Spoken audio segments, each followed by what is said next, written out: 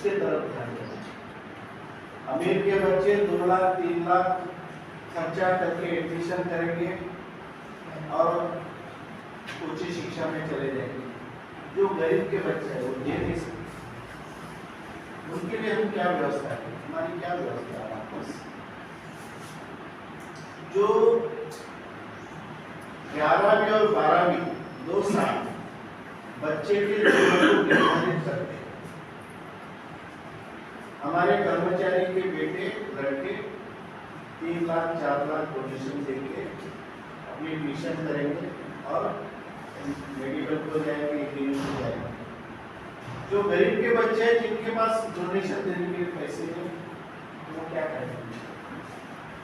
हमने अपने आंखों से देखा कि एक अमीर की लड़की जिनके पिताजी के पास में लाखों रुपए है, वो और एक गरीब की लड़की, दोनों भी एक ही क्लास में, एक ही वर्ग में पढ़ती थी। गरीब की लड़की टॉपर रहती थी क्लास में और वो अमीर की लड़की साधारण थी, लेकिन इसने पैसे देकर MBBS को उसको नंबर लगाया और ये गरीब की लड़की नहीं रहती, नंबर नहीं लगा, बेचारी थोड़ी बहुत पढ़ी, शादी हो गई।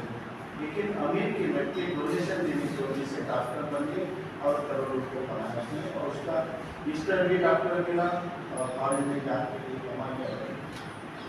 तो गरीब के बच्चों के बारे में हमने क्या सोचा, क्या प्लान है हमारा?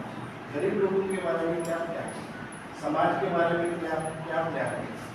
लोगों के बारे में क्या प्लान है?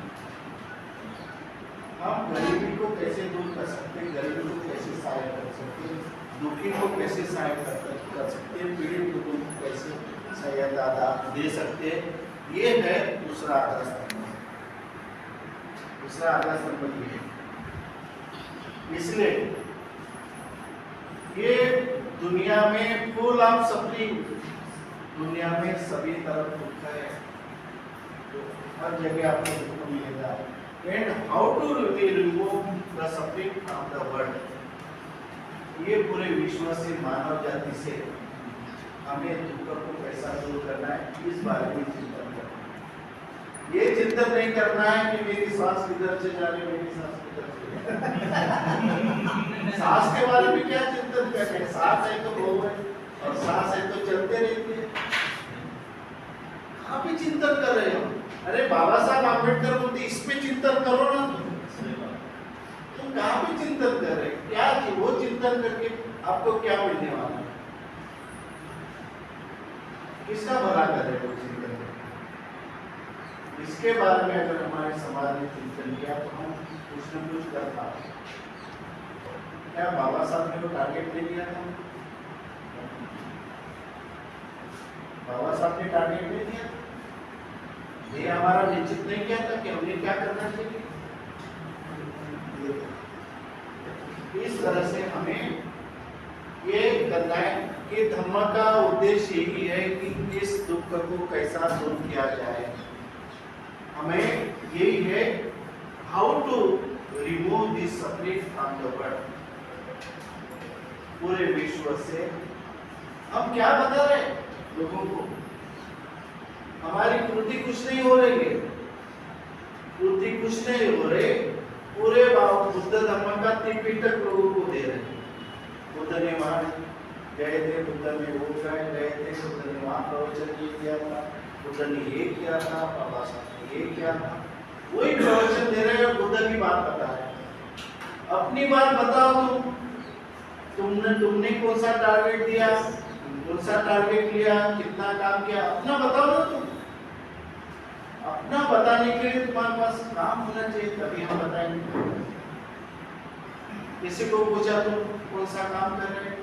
नहीं, मैं समाज सेवा करता हूँ। कौन सी समाज सेवा करता हूँ? कौन सी समाज की सेवा करता हूँ? उसके बाद जवाब। किसी को पूछा तुम क्या कर रहे हो? मैं धर्म का काम कर रहा हूँ। अरे कौन से धर्म का काम कर रहा है? कौन से काम कर रहे हो? मैं बिहार में जाता हूँ। समाज की कौन सी सेवा कर रहा है? अरे पूरा धर्म तुम्हारा मनुष्य के लिए बनाया ना, तुम्हारा टारगेट है मनुष्य। पूरा धर्म का जो ढांचा बनाया गया वो मनुष्य के लिए बनाया गया, और तुम्हारा काम मनुष्य के लिए बिल्कुल नहीं है, मनुष्य के लिए काम नहीं है।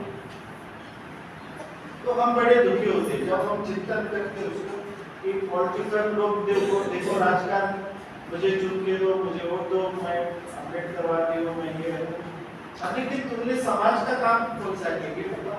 हम वोट देंगे लेकिन तो आपको 10,000 रुपये देंगे, हमारे पास 20,000 वो दे देंगे।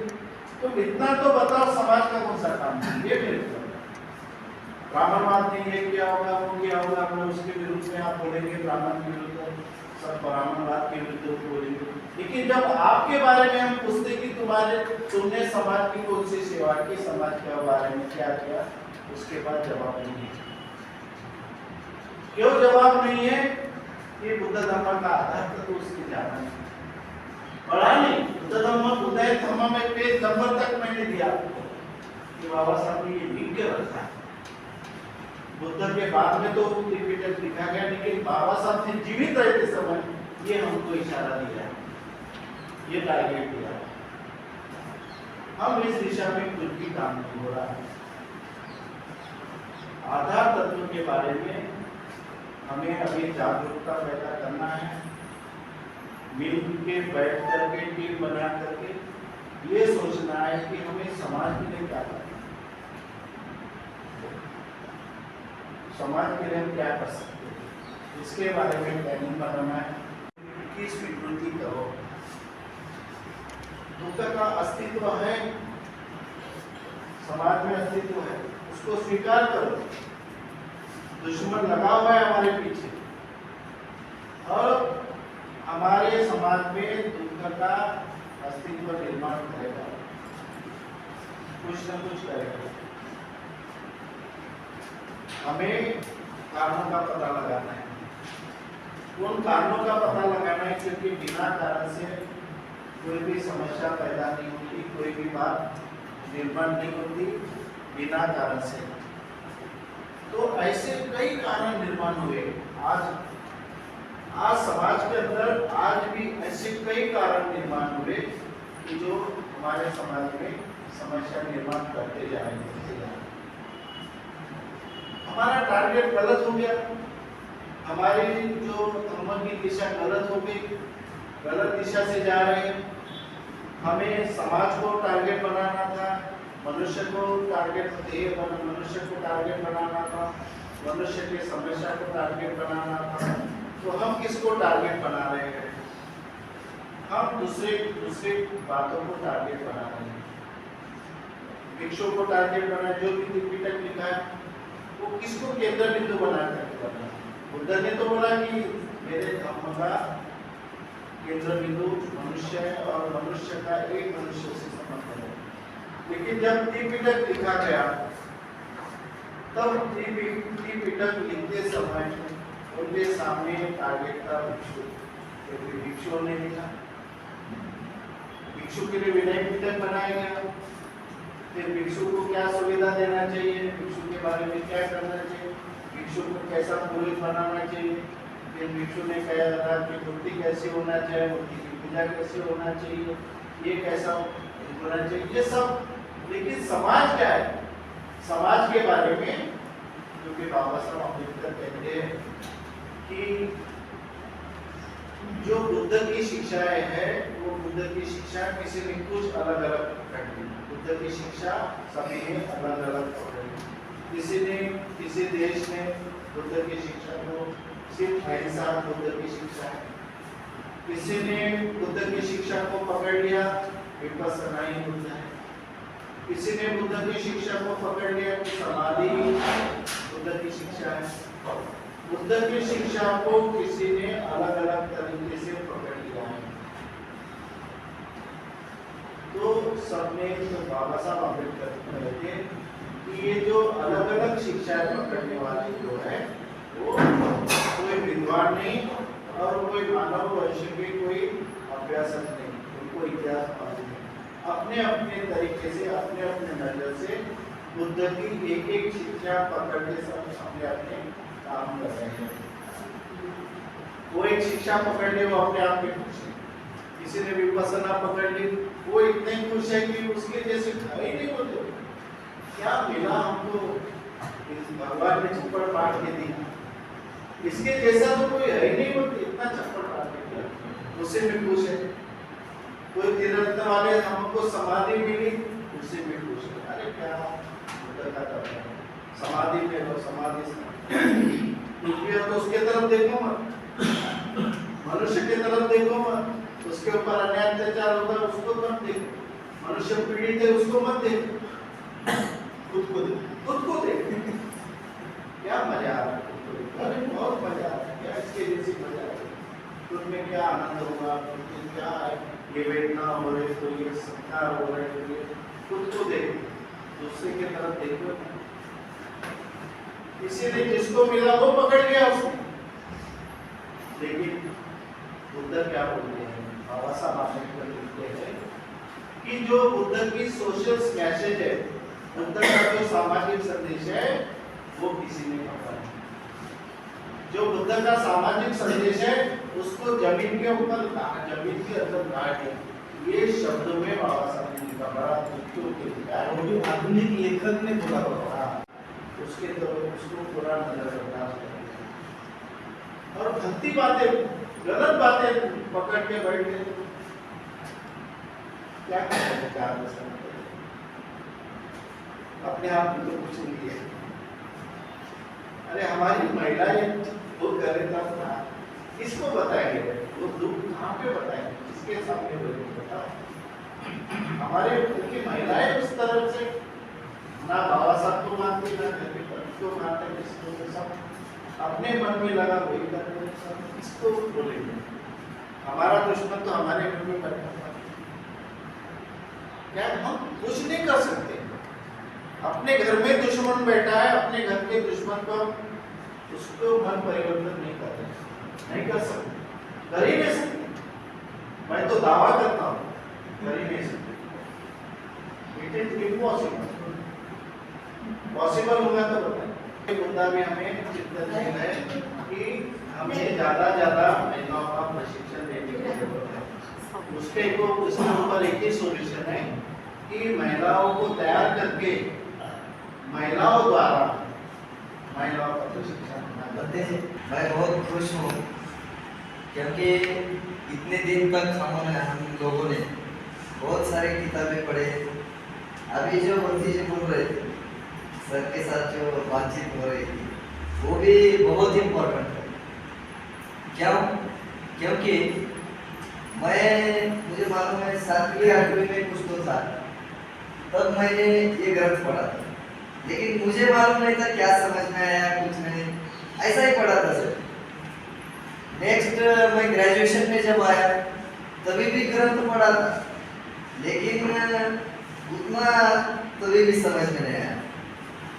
लेकिन जब हम बंदी जी के संपर्क में आए और हम गिर में भी इसी ग्रंथ पर काम कर रहे हैं, और जब मैं अब ग्रंथ पढ़ रहा हूँ और पढ़ने का जो तरीका बदला है, जो 8वीं में तरीका था, जो ग्रेजुएशन में तरीका था, और जो अब तरीका है, ग्रंथ एक ही है, लेकिन पढ़ने का जो तरीका है, वो तरीका जब बदलता है तब समझता है कि ये ग्रंथ कितना पावरफुल है, ये ग्रंथ कितना पवित्र है।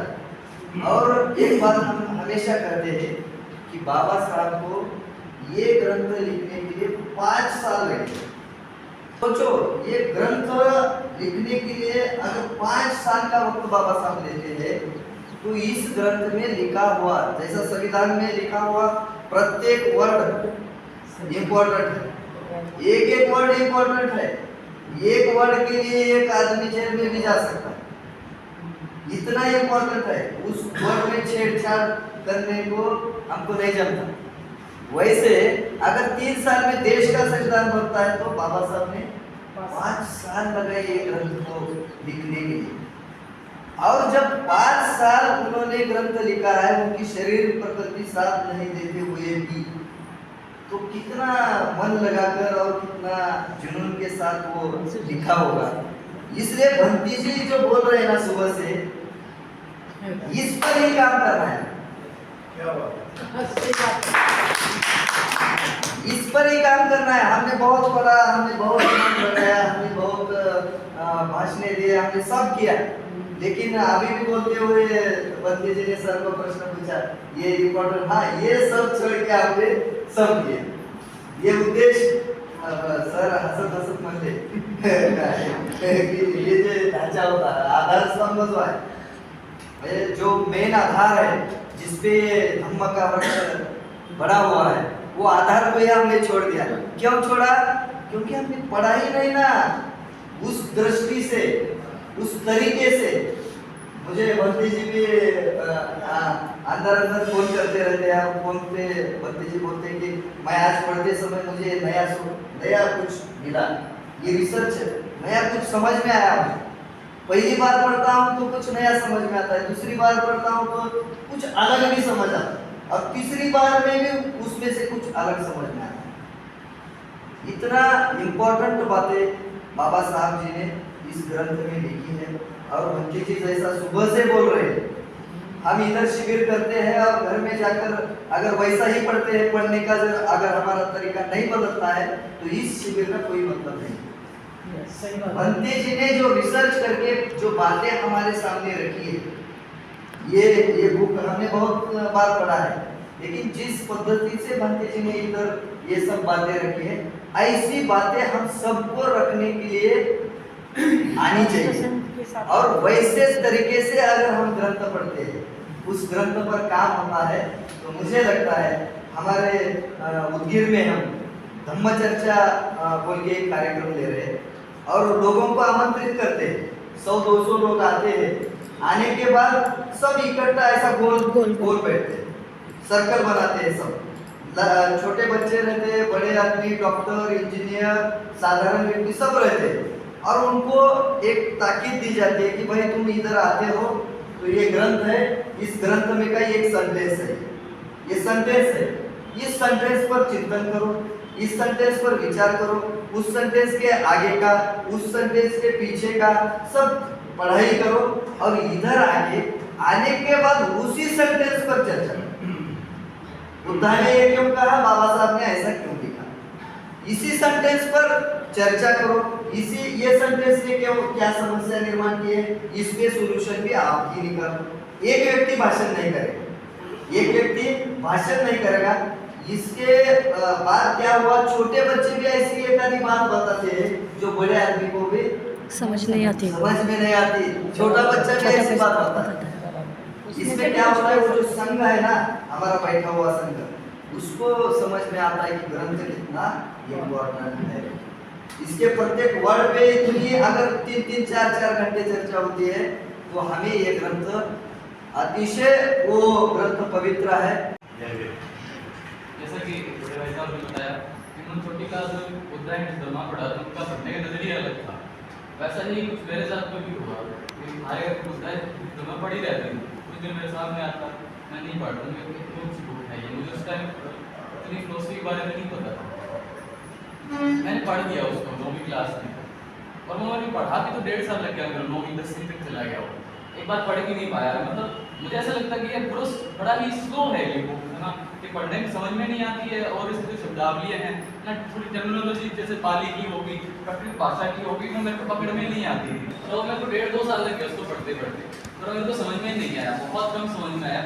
और उसमें जैसे कि शुरुआत में बुद्धा के पद के बारे में जिक्र है, उस टाइम के जनपदों के बारे में जिक्र है, तो उसमें मेरे को ये पता लगता है कि कोई ऋषि आता है और वो बताता है कि ये बालक इस तरीके से है, इसके लक्षण ऐसे हैं, वो बड़ा बनेगा, सन्यासी बनेगा। तो मुझे ऐसा लगता था कि बाबा साहब ने इसमें काफी सवाल मेरे दिमाग में, बाबा साहब ने ये अवतारवाद क्यों इसके अंदर प्रमोट कर रहे हैं, कि हम ये बताना ही, या तो ये डालना ही नहीं चाहिए था हमको, डाला ही क्यों ये। और भी काफी सारे सवाल अभी भी जैसे बंटी जी ने पढ़ाया था, तो उसमें भी मेरे को सवाल पैदा हुआ कि ऐसा क्यों, बाबा साहब कुछ चीजें ऐसी क्यों छोड़ी, वो शायद हमारे ऊपर छोड़ रहे हैं, या इसका रेफरेंस कहीं और दूसरी बुक में मिलेगा, इसके आगे पीछे है। तो आचार्य से मेरी बात हुई इस क्वेश्चन को लेकर के, वो दूसरा था सवाल की जो मृत्यु के बाद में क्या होगा, इसके बारे में बुद्धान को कोई सारोकार नहीं है। तो मुझे ऐसा लगा कि बाबा साहब इस बात को बड़ा ओपन एंडेड छोड़ रहे हैं, वो इस बात को क्लोज नहीं कर रहे, वो चाहते तो उत्तर दे सकते थे कि इसके बाद कुछ नहीं होगा, इसके बाद में ऐसा होगा, उन्होंने इसको क्लोज नहीं किया, इसको ऐसा छोड़ दिया कि पढ़ने वाला तो ऐसा नहीं कि भाई कुछ ढका हुआ है, इसको खुद बात खुद उठाओ और समझो अपने आप। तो मेरे पास में इसकी ज़्यादा आंसर नहीं है, बस फिलहाल तो सवाल है, और ये सवालों के जवाब देने के लिए मैं आपको आया हूँ नगर से, और यहाँ लाने के लिए मैं आचार्य जी का और भंडे जी का बहुत बहुत धन्यवाद ज्ञापित करता हूँ। धन्यवाद। देखिए, जैसा कि जो ग्रंथ है उस पर चर्चा चल रही है, तो जैसे भैया ने बोला और भैया ने बोला कि ग्रंथ उन्होंने ही पढ़ा, भैया ने ही पढ़ा, भैया ने 2 बार 3 बार पढ़ा, तब उनको बेटर तरीके से थोड़ा समझ में आने लगा। लेकिन सेम चीज़ वही मेरे साथ हुई है। जब मैं जैसे नवोदय विद्यालय आगरा से पास आउट हूँ मैं, तो नवोदय विद्यालय में जिस समय मैं पढ़ रहा था, उस समय मैंने एक्चुअली ज़्यादा नॉलेज तो नहीं थी, क्योंकि जब मैं नवोदय में एडमिशन हुआ उस समय मेरी एज बहुत कम थी, अप्रॉक्स 10 से 11 साल के करीब उम्र थी मेरी। तो उसी समय इस चीज़ के बारे में जानकारी मिली थी कि बस हवा मतलब जो हवा थी उस समय काफ़ी ज़्यादा चल रहा था उस समय। तो मेरे को समझ में आया कि बाबा साहेब और बुद्ध कोई है। तो उस समय इस किताब का काफ़ी बोलबाला भी था, तो मैंने कोशिश किया कि मैं भी इसको पढ़ पाऊँ। तो मैं एक बुक अपने साथ नवोदय विद्यालय में लेके गया। तो वहाँ पे जब मैंने इसको पढ़ना शुरू किया, तो जैसे हिंदी की कहानियाँ हुआ करती हैं हमारे यूपी में, वैसे हर जगह मेरी मिल जाती है हिंदी किताब है। तो हिंदी की जो कहानी होती है, एक गाँव में कोई गरीब किसान रहता था, जो भी है उसी तरह से मैंने इसको पढ़ डाला। ना ही मैंने ज़्यादा दिमाग लगाया, ना ही मैंने इसको समझा कि इसके अंदर है क्या। लेकिन आज जो तरीका मेरे को मिला है, शायद मैं अगर इस तरीके से इस किताब को पढ़ूंगा तो आगे से भैया ने बोला 30 से 40 साल तक काफ़ी अच्छा काम कर सकते हैं हम लोग। तो वो ही चीज़ मैं आज मतलब शपथ देता हूँ कि इसको बहुत अच्छी तरह से गहनता के साथ पढ़ूंगा, और जो भी मेरे डाउट्स वगैरह क्रिएट होंगे मेरे माइंड, जो भी क्वेश्चन होंगे भंते जी से, आचार्य जी से और भी भैया हैं, उन सभी से मैं उनको क्लियर करूंगा और गहन में बहुत बेहतर तरीके से उतारूंगा। और आगे जब तक मैं रहूंगा तब तक इसके साथ इस ग्रंथ के तरीके से कार्य करूंगा। राजस्थान की बड़ी लेखिका है, उसके सेंटर से शुरुआत करता हूँ।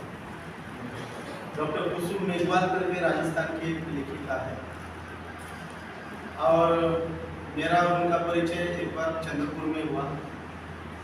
तब जो मैंने धम्मगुरु पर जो मैंने चर्चा की, तो वो सुनने के बाद उन्होंने मेरे को एक खत लिखा था, और वो खत सिर्फ एक सेंटेंस का था, और वो खत में लिखा था कि बुद्ध के धम्मों का काम करना ये लोहे के चने चबाने जैसा है। ऐसा उन्होंने मेरे को पत्र में लिखा था। लोहे के चने, ये शब्द बहुत इम्पोर्टेंट है और सही बात है। जब आज हम पंडित जी का जो सेमिनारी में जो हम पढ़ रहे हैं, तो सच में ऐसा लगता है कि ये काम आसान नहीं। अभी जो स्टडी करते हैं वो तो अकेले ही चलते हैं, वो डरते नहीं। जैसे कि आप अपन मान के चले, वैसे हम और हमारे साथी भी ऐसे ही बोल के चल रहे। मालूम पड़ा, बाबा साहब की किताबें पढ़ी, बुद्धानी धम्म पढ़ा, बाबा साहब के वैल्यू पढ़े, तो ऐसे लगा कि ये बहुत अलग बाबा साहब अम्बेडकर की बुद्धिज्म की जो दिशा दिया है वो बहुत अलग है। लेकिन जो वर्तमान में जो भारत के अंदर जो दिख रही है वो इससे बहुत विपरीत है। पहले 5 लोगों को धम्म की दीक्षा दी, और वो 5 लोगों को साथ में लेके उन्होंने एक संघ बनाया। अगर संघ नहीं बनता तो क्या बुद्ध का धम्म इस देश में इस्टेब्लिश होता? बंते जी को ये कहता हूँ कि जो हमारे नौजवान है, जो इस धम्म को आगे लेके जाने के लिए तैयार उनको करना है, तो बुद्ध ने उनको संघ की दीक्षा दी, आप उनको भीम की दीक्षा दे दीजिए। बंते जी से पहली बार मिला, और जब मेरा बात हुआ बंते जी से, मेरी चर्चा हुई, तो मुझे ऐसा लगा कि भारत के अंदर एक भी बंते ऐसे हैं जो अम्बेडकराइट मुझे दिखे। रिक्वेस्ट है कि बंते जी, बुद्ध ने संघ की दीक्षा दी, आप भीम की दीक्षा दे दीजिए, और बहुत सारे युवाओं को अपने संघ में ले लीजिए। भारत के अंदर आपके नेतृत्व में बाबा साहब अम्बेडकर को अपेक्षित जो क्रांति थी इस देश के अंदर, जो धम्म की क्रांति अपेक्षित थी, वो धम्म की क्रांति निश्चित रूप से होगी। ऐसे बंदे के नेतृत्व में जरूर होगी। अब जैसे उन्होंने इसमें इस सेशन में हमको बताया था कि अम्बेडकरवादी भिक्खु चाहिए, वैसे अम्बेडकरवादी उपासक भी चाहिए। तो जब आपके माध्यम से अम्बेडकरवादी भिक्खु बनेंगे और हमारे माध्यम से अम्बेडकरवादी अगर उपासक बनते हैं तो अम्बेडकरवादी भिक्खु और अम्बेडकरवादी उपासक दोनों मिलकर बाबा साहब की धम्म क्रांति को आगे बढ़ा सकते हैं। अपेक्षा थी जो अपेक्षा थी वो पूरी करने के लिए हम जरूर सफल होंगे। इतना ही कहना है।